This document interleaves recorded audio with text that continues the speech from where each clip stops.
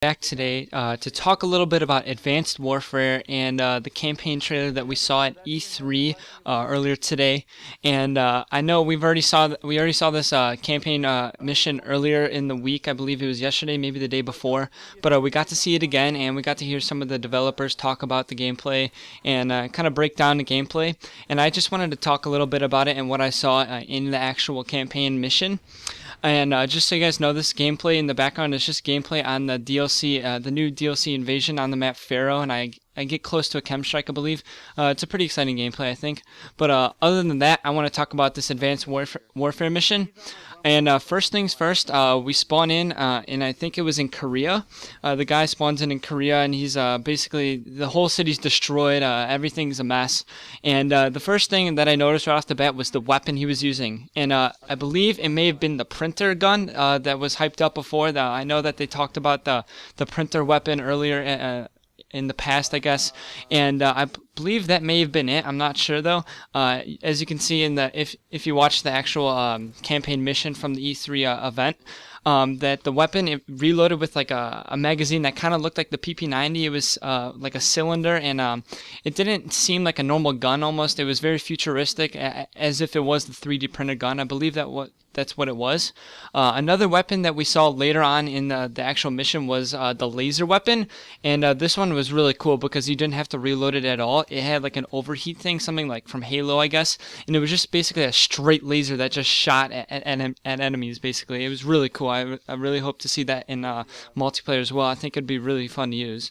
We also got to see smart grenades, which were, it was like the setting on the grenade where you can like switch over the setting. There were like 3 different settings. I think one was tactical and one was normal. Basically, it's a smart grenade, and it was a missile, basically. So you switch it to smart, you throw it, it goes up in the air, and then it tracks an enemy, and it goes dive bombs into an enemy. And I thought that was quite interesting. I really hope they don't put that in the multiplayer, but it was pretty cool for the campaign, I guess, because it's very different to what we've used to in the past. But I like how they're expanding on ideas like that, and I think that's a cool little thing to implement into the game. I also noticed in the mission the portable riot shield / head glitch, and this guy hopped on this drone and just started walking around on a head glitch, and he would aim down sight and the window would drop down and he'd have a perfect line of sight at anyone, and no one could touch him unless they got behind him. And I thought that was extremely overpowered, to say the least. Basically, you could just walk up, hop on this drone, and never die unless you get shot from behind or someone pops a grenade behind you. So yeah, hopefully that's not going to be in the actual multiplayer aspect of the game, and I'm sure it won't be.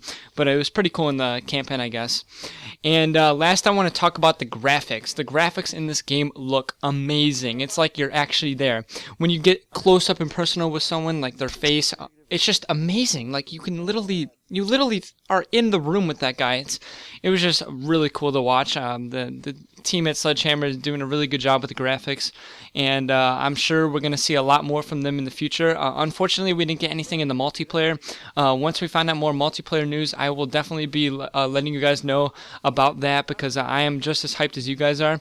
And hopefully you guys enjoyed this little Advanced Warfare talk, all from the E3 event that just occurred.